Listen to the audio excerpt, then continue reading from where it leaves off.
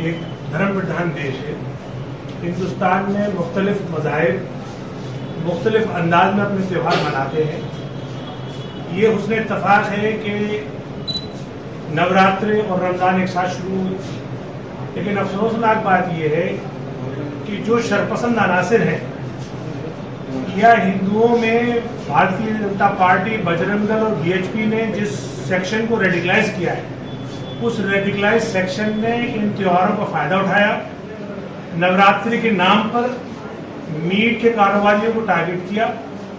उसके बाद रामनवमी यात्रा के नाम पर जो हजारों साल से यहाँ इस मुल्क में शांतिपूर्वक निकलती चली आ रही है, इस मर्तबा उन रेडिकल एलिमेंट्स ने उसको हाईजैक कर लिया।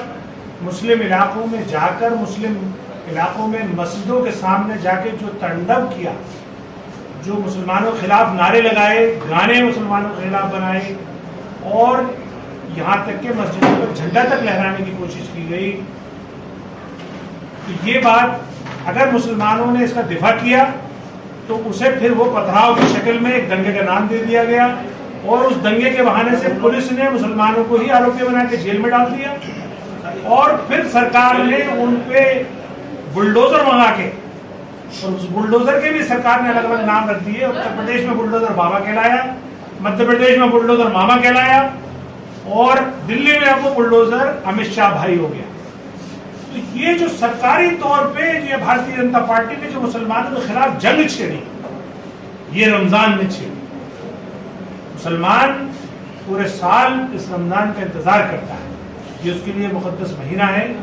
वो रोजे रखता है, इबादत करता है, उसके अंदर जो तकवा और जो रूहानियत और अल्लाह से जो उसकी जुड़ाव है वो सबसे ज्यादा होता है, सबसे ज्यादा सेंसिटिव होता है उसके अंदर। लेकिन साहब, त्योहार तो पहले भी आते थे, पहले भी मनाए जाते थे। इस साल या अब की बार जो हो रहा है, ये विशेष क्यों हो रहा?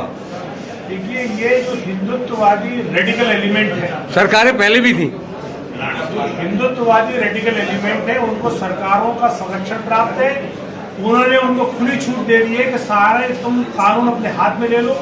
सरकार की सारी संस्थाएं, चाहे वो व्यवस्थापिका हो, विधायिका हो और अब तो कहीं कहीं न्यायपालिका भी, यानी सुप्रीम कोर्ट के आदेश के बावजूद भी एमसीडी के बुलडोजर तुड़ाई करते रहे, मुसलमानों को जुल्म ढाते रहे, तब भी नहीं रुके। तो यहाँ इससे यह साबित होता है कि सारी संस्थाओं का भगवाकरण हो चुका है। सारी संस्थाएं मिलके मुसलमानों के खिलाफ हैं, मुसलमानों को तकलीफ पहुंचाना चाहती हैं। लेकिन ऐसे दौर में मेरी मुसलमानों से ये अपील है, मेरे कायद बैरिस्टर असदुद्दीन ओवैसी साहब की भी अपील है कि डरने और घबराने की जरूरत नहीं है। ये मुल्क हमारा है, आईन मौजूद है, अभी जमहूरियत जिंदा है। ऐसे में हौसले और हिम्मत से काम करने की जरूरत है। सिर्फ ये है कि अब आपको जमहूरी निजाम में जमहूरी एक ताकत बनना है, सियासी ताकत बनना है। सियासी ताकत बनने के लिए आपको सियासी तौर पर मुत्तहद होना पड़ेगा। सियासी तौर पर मुत्तहद होने का मतलब यह है कि अपने परचम, अपनी क़यादत के नीचे आपको आना पड़ेगा। आज आप नॉर्थ इंडिया के मुसलमान बैरिस्टर असदुद्दीन ओवैसी साहब को वोट भी नहीं देते, फिर भी वो शख्स आपकी तकलीफ में हैदराबाद से चलकर दिल्ली आता है और दिल्ली आपकी तकलीफ में जहांगीरपुरी मस्जिद, जहां उसका अगला हिस्सा ढाया गया, वहां पहुंच के नमाज पढ़ता है और आपके साथ यकजहती और हौसले का मुजाहरा करता है। दूसरी तरफ आपने जिसको वोट दिया, दिल्ली का मुख्यमंत्री अरविंद केजरीवाल, जो दिल्ली में रहते हुए उसे ये नसीब नहीं होता कि वो जहांगीरपुरी जाए, उनका हाल पूछे। और सितम उसका ये देखिए कि वो पहला ट्वीट करता है तो ये कहता है कि पत्रवादों के खिलाफ सख्त कार्रवाई होनी चाहिए, यानी मुसलमानों के खिलाफ सख्त कार्रवाई होनी चाहिए। उसी को लेकर दिल्ली पुलिस ने एकदम 14 मुसलमान गिरफ्तार करती है, उसके बाद 5 पहले से लगा देती है। फिर जब उसकी बुलडोजर तोड़ते हैं, वहां पे मुसलमानों घर ढाते हैं, तब उनका एक प्रवक्ता राघव चड्ढा आता है। वो क्या कहता है कि ये रोहिंग्या और बांग्लादेशी मुसलमान, इन्हें शर्म नहीं आती। जब इन्हें वोट चाहिए था तो ये वोटर नजर आ रहे थे, हिंदुस्तानी नजर आ रहे थे। मुसलमानों ने एक तरफा होकर केजरीवाल को जिताया है, आज इनको रोहिंग्या और बांग्लादेशी नजर आ रहे हैं। तो क्यों हुआ ये काम? क्योंकि मुसलमान बेवजन होकर वोट देता है इनको। वो जो उत्तर प्रदेश में समाजवादी को वोट दिया, समाजवादी का अखिलेश या फिर किसी ने तरह का जुबान खोलने को तैयार नहीं है। कांग्रेस को वोट देता रहा, कांग्रेस का कोई आदमी वहां जाने को तैयार नहीं है। वो तो जब बैरिस्टर असदुद्दीन ओवैसी साहब वहां चले गए, अपनी उन्होंने मीडिया से गुफ्तगू कर ली, मीडिया और पूरी सरकार को चेता दिया, तब जाके ये पॉलिटिकल टूरिज्म करने के लिए गए हैं। तो सवाल अब ये है मुसलमानों को ये सोचना है कि अभी हालात इससे भी ज्यादा तंग हो सकते हैं, दायरा आपके लिए और तंग किया जा रहा है। तो आपका सियासी मुस्तकबिल क्या होगा? आपको अपनी सियासत, अपनी क़यादत, अपना परचम के साथ अगर आप चलेंगे तो आप मजबूत रहेंगे और इस तरह के मसाइल से, इस तरह के मसाइल को हल कर पाएंगे। असदुद्दीन ओवैसी जी जो है ना, हैदराबाद से यहाँ आते हैं और उसके बाद में यहाँ पर जो MIM पार्टी के जो नुमाइंदे हैं, तो वो क्यों विपक्ष का रोल निभाती हुई कहीं पर भी नजर नहीं आती, ऐसा क्यों? दोबारा से सवाल करिए। ये जो MIM पार्टी है, यहाँ पर भी जो है MIM के जो नुमाइंदे हैं वो सारे जो है क्यों नहीं आते? अब जो MCD के चुनाव आने वाले हैं, इसमें भी सब वोट लेने के लिए सारे आगे बढ़ते। तो अब जो है इस जो जहांगीरपुरी का जो मुद्दा है, इसमें जो है विपक्ष का रोल निभाती हुई MIM क्यों नहीं नजर आ रही, ऐसा क्यों? देखिए, 16 तारीख को ये हादसा पेश आया, जी 17 तारीख को वो मुल्जिम पेश हुए कोर्ट में, रोहिणी कोर्ट में। तो उनके साथ हमारा AMIM का जो लीगल सेल के कन्वीनर हैं एडवोकेट रुखसार अहमद, वो पेश हुए। 29 तारीख को मैं पूरे वफद के साथ उनके सब फैमिली वालों से मिलकर आया और मैंने उनसे पूछा कि आपको किस चीज़ की जरूरत है, उनका हाल जाना। 20 तारीख को 18 तारीख को असदुद्दीन ओवैसी साहब ने हैदराबाद में प्रेस कॉन्फ्रेंस करी, जिस प्रेस कॉन्फ्रेंस के बाद पूरी हिंदुस्तान का नजरिया बदला जहांगीरपुरी को लेके। 20 तारीख को वो खुद आए, मैं और बैरिस्टर साहब उस इलाके में गए, हमने वहाँ नमाज पढ़ी, वहाँ मुतासरीन से मिले, उनकी फैमिली से मिले। 21 तारीख को जब फैसला आया, उसके बाद हमारी वकीलों के साथ बैठ के मीटिंग हुई और उनसे ये बात कही कि बताइए जो याचिका दायर की गई बुलडोजर के खिलाफ, जिसमें 2 हफ्ते का टाइम मिला है, तो उसमें अब और कौन सी एडिशनल याचिका हमें दायर करनी है? तो सवाल ये है कि AIMIM हर हाल में दिल्ली के मुसलमानों के साथ, गरीबों के साथ खड़ी है, न सिर्फ लीगली खड़ी है या मोरली खड़ी है, वो सोशली भी खड़ी है, पॉलिटिकली भी खड़ी है, और जब भी जैसी जरूरत पड़ेगी तो MIM उसके साथ खड़ी रहेगी। MIM चूंकि अभी 5000 कैडर है उसका, दिल्ली में भी कैडर बढ़ रहा है। आप लोगों के तवस्सुस से मेरी अपील है मुसलमानों से, और खासतौर से उन पॉलिटिकल एक्टिविस्ट से अपील है जो दूसरी और पार्टियों में है, कि तुमने देख लिया कांग्रेस का साथ देकर, तुमने देख लिया आम आदमी पार्टी का साथ देकर, इनको जिता जिता के देखा कि आपके मरने में भी आपके साथ शरीक नहीं है। जब दिल्ली जल रही थी 2020 के दंगों में, तब भी अरविंद केजरीवाल मौन विरत रख करके गांधी समाधि पे बैठ गया था, मिलने भी नहीं गया था, तब भी उसके पास 62 MLA थे। आज भी 62 MLA हैं, उसे ये नसीब नहीं हुए, 5 मुस्लिम MLA को ये नसीब नहीं हुआ कि वो जहांगीरपुरी चले जाते। क्यों नहीं गए? क्योंकि आका का, अरविंद केजरीवाल का हुक्म नहीं है तो मुसलमानों के मसाइल पे बोलते हुए नजर आ जाना। और तो अब यहां से हमें ये सबक लेना पॉलिटिकल एक्टिविस्ट को कि देखो, जितनी जल्दी हो सके अपनी क़यादत डेवलप करो। MIM आपके दर पे है।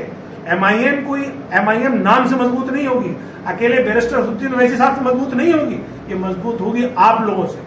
जब आप लोग सपोर्ट करोगे, आप लोग इसको अपनाओगे, आप लोग उसका हिस्सा बनोगे, आप लोग अपने इलाकों में, मोहल्लों में इसकी शाखाएं, इसकी मेंबरशिप बढ़ाओगे, तब ये बढ़ेगी। क्योंकि हालात तो बद से बदतर होने वाले हैं, लड़ने का तरीका जरूरत नहीं यही है। जिस तरीके से आपने अभी कहा 2020 दिल्ली दंगों के बारे में, उसी तरह 2022 जहांगीरपुरी दंगे हुए, इसमें वहाँ के लोग जो हिंदू मुस्लिम है वो सब एक साथ मिलकर, अक्सर ये वीडियोस आ रही हैं कि हम दोनों साथ मिलकर रहते हैं, हिंदू मुस्लिम सब। तो ये कौन लोग हैं जो दंगा कर रहे हैं? फिर ये कौन लोग हैं? देखिए, आम हिंदुस्तानी मोहब्बत से रहता है, चाहे किसी मजहब का, उसे कोई मतलब नहीं है, ना कोई किसी के खिलाफ है। ये BHP, बजरंग दल, ये जो RSS की जो आउटफिट्स हैं, इन्होंने हिंदुओं के एक तबके को रेडिकलाइज कर दिया। उनको ये अफीम चटा दी है कि तुम मुसलमानों को परेशान करो, परेशान होते हुए नजर आओ, मॉब लिंचिंग करो, इनके घरों को, इनके मजहबी जगहों को टारगेट करो। इससे उनको सियासी फायदा ये होता है कि उनको हिंदू राष्ट्र बनाने में रास्ता आसान होता है। वो चाहते हैं देश का संविधान खत्म हो जाए, जिसे बड़ी मेहनत से बाबा भीमराव अम्बेडकर ने बनाया, जो संविधान हर छोटे बड़े को बराबर का इख्तियार देता है। ये चाहते हैं मनुस्मृति लागू हो जाए, ये चाहते हैं हिंदू राष्ट्र बन जाए। हिंदू राष्ट्र से जो छोटे बड़े का फर्क अभी खत्म हो रहा था बाबा साहब भीमराव अम्बेडकर के बनाए हुए संविधान से, ये उसको फर्क को रखना चाहते हैं। मनुस्मृति में सिर्फ 4 सवर्ण जातियों को राज करने का अधिकार है, ब्राह्मण, बनिया, ठाकुर और वैश्य, क्षत्रिय, यही इनको बस राज्य, इनको हक है कि ये आप पे हुकूमत करें, बाकी सब गुलाम हैं। ये लोग मुख से पैदा हुए हैं, बाकी सब जो है वो शूद्र पैरों से पैदा है। सर, पहले भी 2014 से पहले कोई ऐसी घटनाएं होती थी, लेकिन छुटपुट होती थी, लेकिन 2014 के बाद लगातार ये घटनाएं बढ़ती जा रही हैं, तो इस बारे में क्या कहेंगे आप? देखिए, 2014 से पहले भी मुसलमानों के खिलाफ अच्छी खासी घटनाएं होती थी, बड़े बड़े जंग दंगे हुए, लेकिन कम से कम एक लेवल की शर्म बाकी थी, खासतौर से सरकारी संस्थाओं में शर्म बाकी थी। पुलिस या अदलिया या कोई और सरकारी महकमा खुल के नहीं आता। अब तो फुल गुंडियाई को उतरे हैं, अब तो सारी सरकारें दंगों में शामिल हैं। आप देखिए पत्थरबाजी में पुलिस शामिल होती है, दिल्ली दंगों में भी पुलिस शामिल थी, अभी जहांगीरपुरी का भी वीडियो आया है उसमें भी पुलिस पत्थर मार रही है। उसके बाद देखिए एमसीडी ने क्यों कार्रवाई की, आदेश गुप्ता ने ये लेटर लिखा उनको कि ये मुलजिमीन है, मुसलमानों के नाम लिख के कि इनके घर ढा दिए जाएं। एमसीडी 9 बुलडोजर लेकर आ गई, उनके घर ढा दिए गए। तो ये जो जब सरकारी संस्थाएं मिल जाएं तो समझ लीजिए कि सरकार शामिल है इन सब दंगों में। और जो दुनिया के जो जेनोसाइड एक्सपर्ट है, जो नरसंहार एक्सपर्ट है, एक ग्रेगरी हैं, उन्होंने जनवरी में ये प्रेडिक्शन किया था कि हिंदुस्तान में कभी भी मुसलमानों के खिलाफ नरसंहार हो सकता है। नरसंहार से पहले के जो 10 पॉइंट हैं उसमें 9 पॉइंट पूरे हो चुके हैं। 9वां पॉइंट ये है कि जब सरकारी संस्थाएं भी उसके खिलाफ हो जाएं, उस ग्रुप के, तब उसके खिलाफ नरसंहार को कोई नहीं रोक सकता।